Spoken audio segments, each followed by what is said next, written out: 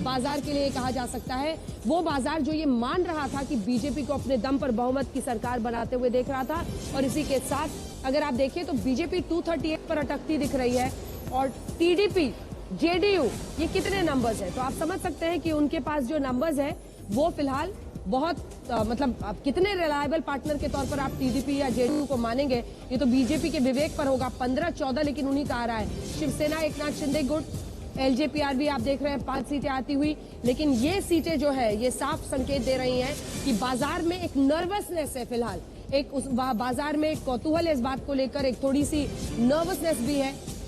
आइए आपको सीधे लिए चलते हैं।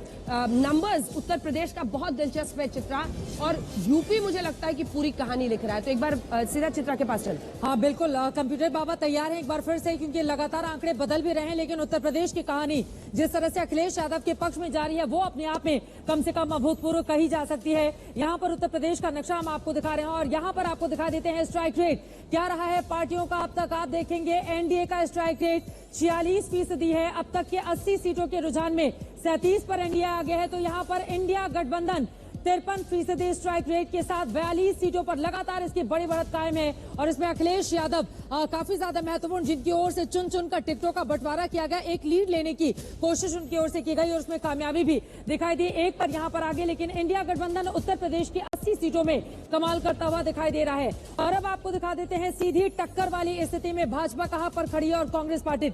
कुल 17 सीटें हैं जहां पर भाजपा और कांग्रेस सामने सामने हैं। ऐसे में 17 में से 10 पर बीजेपी यहां पर आगे की ओर चल रही है, जबकि 17 में से 7 पर कांग्रेस पार्टी यहां पर भाजपा और कांग्रेस के बीच आमने सामने की जो टक्कर है, खासतौर से इसमें रायबरेली और अमेठी की सीट महत्वपूर्ण हो जाती है। अब मैं आ जाती हूं भाजपा और सपा के बीच सीधी टक्कर का ये आंकड़ा भी जरा जान लीजिए। 56 ऐसी सीटें हैं भाजपा और समाजवादी पार्टी जहां आमने सामने है, इस पर 23 पर बीजेपी आगे चल रही है, जबकि यहां पर 33 पर समाजवादी पार्टी आगे चल रही है और उसने बीजेपी को कर दिया है पीछे।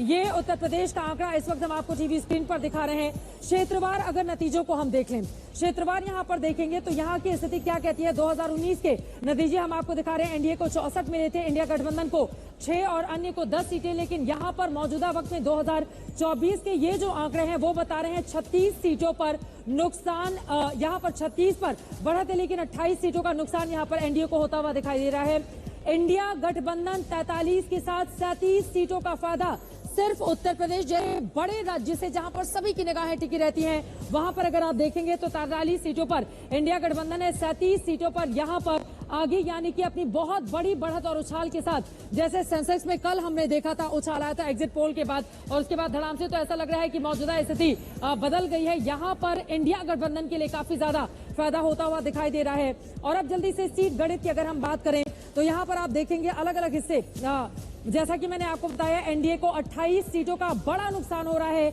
इंडिया गठबंधन को 37 सीटों का फायदा हो रहा है। और कुछ ऐसे अगर इलाके हम देख लें, बलिया पर नजर डाल लेते हैं कि यहाँ की स्थिति क्या करती है। समाजवादी पार्टी के सनातन पार्टी आगे चल रहे हैं। नीरज शेखर चंद्रशेखर जी के ये बेटे हैं, वो यहाँ पर पीछे चलते हुए दिखाई दे रहे हैं और काफी बड़ा मार्जिन बलिया सीट से, जिसको बागी बलिया कहा जाता है, यहाँ पर आप देखिए। इलाहाबाद की अगर हम बात करें, प्रयागराज की, यहाँ पर नीरज त्रिपाठी आगे चल रहे हैं, कांग्रेस पार्टी यहाँ पर पीछे चलती हुई दिखाई दे रही है। आजमगढ़ की बात कर लें, आजमगढ़ पर समाजवादी पार्टी के धर्मेंद्र यादव लगातार आगे चल रहे हैं। दिनेश लाल यादव निरहुआ काफी ज्यादा पीछे चल रहे हैं। गौतम बुद्ध नगर सीट पर बीजेपी आगे है, गाजियाबाद में भी आगे है। गाजीपुर की अगर हम बात कर लें, यहाँ पर टक्कर में अफजाल अंसारी आगे चल रहे हैं, पारसनाथ राय यहाँ पर पीछे की ओर चल रहे हैं। हालांकि कड़ा और बड़ा मुकाबला यहाँ पर है। आप देखेंगे बसपा फिलहाल कोई कमाल करते हुए दिखाई नहीं दे रही है। पिछली बार अफजाल अंसारी बीएसपी के टिकट पर ही यहाँ से जीत कर आए थे। फैजाबाद अयोध्या की ये सीट अपने आप में महत्वपूर्ण है। लल्लू सिंह पीछे चल रहे हैं। अवधेश प्रसाद आगे चल रहे हैं, 65,252 अब तक के वोट हासिल हुए हैं। लल्लू सिंह को 60,461 हासिल हुए हैं। तो आप अगर यहाँ पर देखेंगे तो अवधेश प्रसाद ने एक लीड ले ली है और लल्लू सिंह के लिए यहाँ पर मुश्किल भरी आपको दिखाई दे रही है। गोंडा लेकर चलते हैं, आपको बताते चले। और बड़ी खबर आ रही है, उसके बाद बाकी के आंकड़े आपके सामने रखेंगे। बड़ी खबर इस वक्त की ये है, रुझानों में यूपी में बड़ा सियासी उलटफेर देखने को मिल रहा है। समाजवादी पार्टी कमाल का प्रदर्शन करती है। चुनाव आयोग के आंकड़ों में समाजवादी पार्टी 34 सीट पर आगे है। 34 सीट ऐसी जहां पर समाजवादी पार्टी आगे है। चुनाव आयोग के आंकड़ों में भारतीय जनता पार्टी पहली सीट पर आगे है।